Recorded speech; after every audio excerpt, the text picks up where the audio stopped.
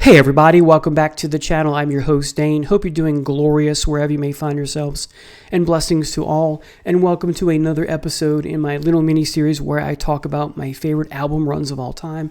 Today is episode number 15, which means today's ranking is the 6th spot, and this is another British band, go figure, and this is one of the, if not the band that created heavy metal. Definitely, if not, definitely helped with proto-metal, along with Led Zeppelin, Deep Purple, Iron Butterfly, Jimi Hendrix Experience, Uriah Heep, and there's one, Blue Cheer, and there are others, of course. Those are the main ones. And I'm talking about Black Sabbath, of course. This is a masterpiece of a debut, and right off the bat, you get the title track of the album, and it's also the title of the band type song. I forget what the name for that is called when you have a song title that's also the name of your band.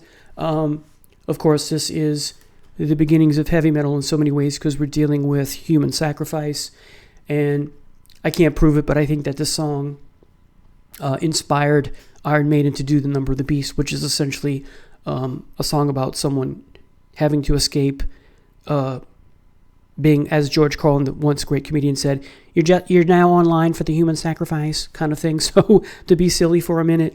So yeah, it's very dark, this song, Black Sabbath, as is Number of the Beast. And of course, horror fiction is a part of what it means to be a heavy metal band in many cases, if not most. And it's a light and shade song, or rather, it's more of a build-up song, as you know, because it starts off slow and haunting and mysterious, quasi-doom, or a different doom from the third and fourth album. Excuse me. And then it builds up, as I said, and it gets heavier with the guitar riff coming in, and then Ozzy changing his tone of voice as he sings, is this the end, my friend, that Satan's coming around the bend kind of thing. And then the way that it ends is just fabulous. So great tune right off the bat. Next, you get the Wizard, sticking with, the contraptions, if you will, of what it means to be a heavy metal song or heavy metal band or both, talking about magic. In this case, the Wizard, as I said, and you have some harmonica here, and I'm not the biggest harmonica fan, but I like it here. Definitely my favorite rock song that has harmonica in it is Led Zeppelin's Nobody's Fault But Mine, and it's wonderful as here, well, but a different context, and dealing with magic, again, as I said, part of heavy metal. And songs nothing like Uriah Heep's Demons and Wizards track. The Wizard, that's folk rock, right? And that's a glorious tune as well. But here you get a taste of where Zeppelin is fitting into the culture of the times, building up from the late 60s into the 70s, early 70s, of course. A new decade and all that. And then you get the suite that is 4 tracks in one, Wasp, Behind the Wall of Sleep, basically an NIB. Most people will agree that NIB, Nativity in Black, is the best part of that suite. I like all of it. Wasp, I think, is underrated. Probably basically is my least favorite, but Nativity in Black, I will concur that is the best part of that suite. I do like the Wall of Sleep, Behind the Wall of Sleep, quite a bit, and it's not just because I'm a big Lovecraft fan. It's a very Lovecraftian, it's an homage to the Lovecraftian ethos, and again, it's part and parcel of what it means to be a heavy metal band. Horror fiction, right? Okay. And of course, NIB is about the birth of Lucifer and what you must do to commit to him if you want him on your side. Very creepy as well. Wicked World, sometimes a neglected song, whether neglected in the sense that it's not talked about, the needle skips it, myself included, but in the last, 5 or so years, this is a song I no longer skip. I've always liked it, but I like it even more now as I get older. Next, another suite, you get A Bit of Finger, Sleeping Village, and Warning. These are all great. I think they're equally great. Bit of Finger is a nice way to introduce the piece, and then Sleeping Village seems to, in a small way, keep going the theme, if you will, of Behind the Wall of Sleep, the motif of sleep. There's something wrong here. And then, of course, Warning. All glorious heavy metal. This is a masterpiece of a debut. Again, the band changing its name from Earth and other names because of the influence of the Boris Karloff horror movie Black Sabbath. All right, so next is where I came in with the sophomore effort, Paranoid. And the 4 hits on this album are, as you know, War Pigs, Paranoid, Iron Man, and Fairies Wear Boots, the ones played on the radio, right? I like all 4 of these songs. Of those 4, my favorite is Fairies Wear Boots. Not too long ago, I guess about a month ago, I did a ranking of my favorite Black Sabbath songs of all time, 30, 35, maybe 25, I can't remember. It wasn't 40. And Fairies Wear Boots made the cut. The other 3 did not. They're still great songs, but there are greater songs in my estimation.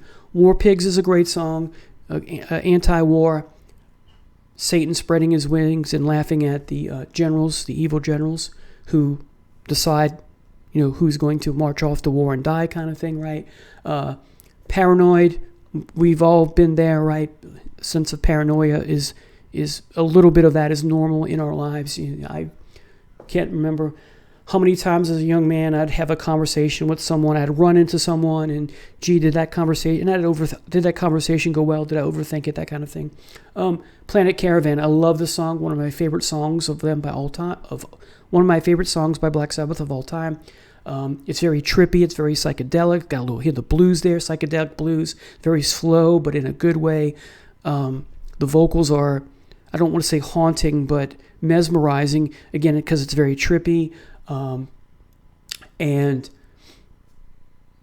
the slow pace of all the instruments works well with the message that is coming across, and that is the storyline of a species having to escape their planet because it's been destroyed or is going to be destroyed. Think the Boston album cover, right? Think if you read Marvel Comics, Beta Ray Bill, his story and his relationship with Thor and Odin that he builds, and even more, this song makes me think of the Dune novels, the original 5. We get to book 5 with the scattering and people leaving or have left the Dune universe, so to speak, because of a horrible group of a species called the Honored Matres, right? If you know that story. Anyway, enough of my rambling. So Planet Caravan is a wonderful tune. Iron Man, great song about a person who killed the people he once saved. Who is the real villain here? Is it the people he once saved? Because they turned against them? Why did they turn against them? Because perhaps like in Marvel and DC Comics, actually Marvel, people are afraid of what they don't understand kind of thing. So that thematic message there. Electric Funeral is a wonderful song. Has moved up as one of my favorite songs of all time by the band. I just love the song. I love the pacing and the phrasing from Ozzy and the whole group. Tonally, it's wonderful. Hand of Doom, very slow, anti-drug song, but slow in a good way. Slow, but not in the same way as Planet Caravan. Boom, boom, boom, boom, boom. Kind of a trippy song as well. Ironically, because it's against an anti-heroin song. So it's a great message there. Then you get pretty much an introduction to the last song, and that is Rat Salad, kind of jazz thing up, Bill Ward jazzing things up here. Then you get the wonderful Fairies Wear Boots, which I remember reading an article as a kid, teenager really, about how this song is about Ozzy lambasting the Nazis. They wore those big high boots, right? So good for you, Ozzy. All right, so Paranoid, the second album. Next, they changed their guitar tuning, and you get, so as I said, masterpiece, 3 in a row. How many bands can you name who have 3 masterpieces back to back to back? You begin with the pro-drug song, Sweet Leaf, which will foreshadow some stuff in Ozzy's solo work on his first or second album, Flying High again, excuse me. Then you get After Forever, including The Elegy, which is a wonderful song, Ozzy being spiritual here, or Geezer, or both. I don't remember who wrote the lyrics, but either way, the band, since the whole band is playing it, being spiritual, great spiritual religious message here, if that's your stick, and it is mine. Then you get, which is essentially the intro to Children of the Grave, and that is Embryo, short and sweet, a minute and change. It's a great lead into one of the heaviest Black Sabbath songs of all time. When I first heard this, I was like engrossed in it, and I couldn't stop playing it over and over and over again every day, maybe 2 or 3 times, 3 or 4 times, excuse me. Just a wonderful tune. Then you get the instrumental orchid, which is ethereal and lovely, and this is foreshadowing what's to come on the next two albums, having an instrumental that is a break from the heaviness, right? Then you get three great tracks back to back to back. They're all great. Lord of This World is just a dynamite heavy song, very doomy and heavy. Solitude, much of the same. And then Into the Void, space travel, right? Perhaps a metaphor for drug use, who knows? But it is a wonderful song. Definitely the last three songs are the doomiest. Great, great, great album. You can see Orchid as kind of a intermission between the heaviness. Anyway, great masterpiece of an album. Next, I don't think is a masterpiece, but it's very good. And that, of course, is Volume 4. More doom, more of the same guitar tuning. You have the wonderful Wheels of Confusion and Tomorrow's Dream. These are fabulous songs. Then the third song, you get a change in direction with Ozzy singing a ballad, a very slow song. This had to be Ozzy's idea, I'm sure. And like Orchid, and not an instrumental, but having an intermission from the doom and the heavy, right? Then you get to Silly FX, which is just an introduction to Supernaut. And then you have Snowblind. These are two of my favorite Black Sabbath songs of all time. My favorite songs on this album are Wheels of Confusion, Tomorrow's Dream, Supernaut, and Snowblind. Snowblind's my favorite on here. One of my favorite of all time. Definitely top 5. Supernaut is amazing. If you think Supernaut's amazing, I think Snowblind is even more amazing. Cornucopia is, to me, a bit of a letdown. Laguna Sunrise seems to foreshadow some of the guitar playing on the next album. St. Vitus's Dance is a good song, not a great song. And Under the Sun I do like. Under the Sun is kind of back to form with the tone and vibe and mood that you get from Wheels of Confusion, Tomorrow's Dream, Supernaut, Snowblind. So what a great way to end the album. I just think Cornucopia, Laguna Sunrise, and St. Vitus's Dance are a little weak, but it is a very good album, despite that. All right.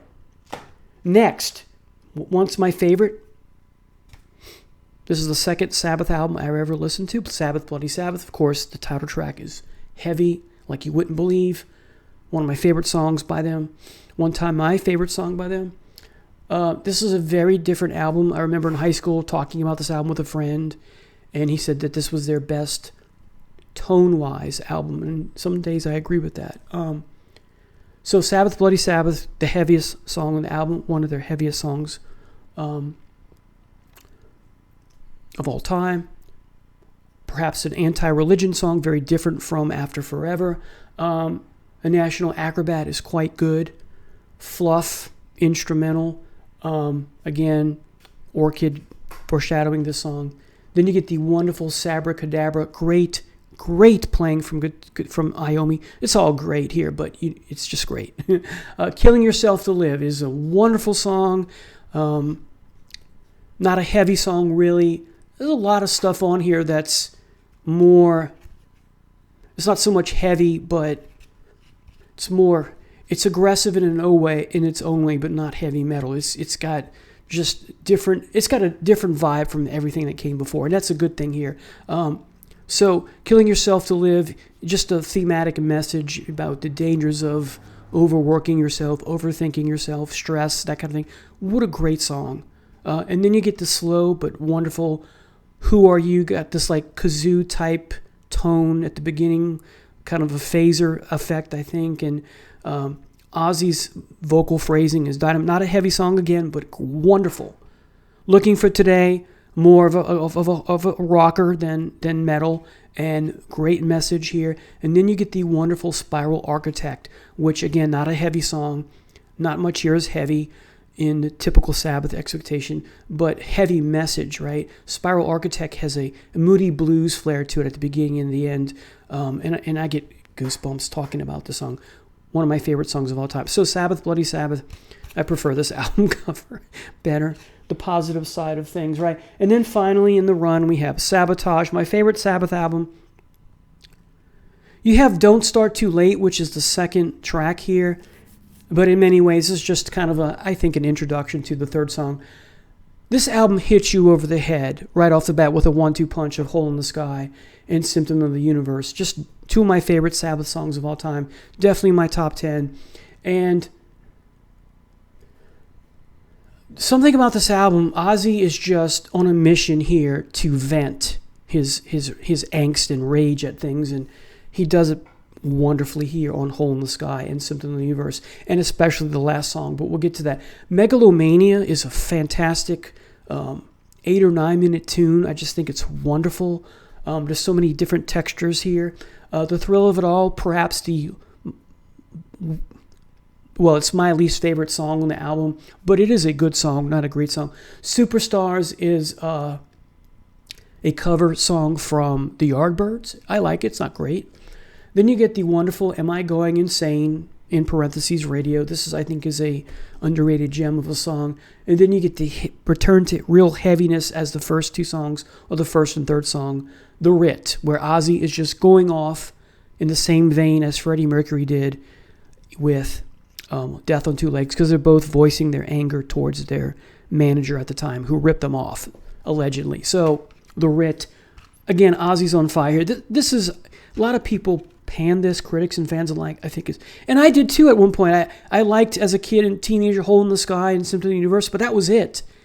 And then The Writ, those three. But boy, the rest of it, those are still my three favorite songs, but I came to love all of this here. Megalomania would be my fourth favorite song here. So anyway, folks, post in the comments what you think about this wonderful band. Would you include Sabotage or not? Do you think it's just a 5-album run? That kind of thing. And please consider subscribing to the channel. God bless. Take care now. Bye.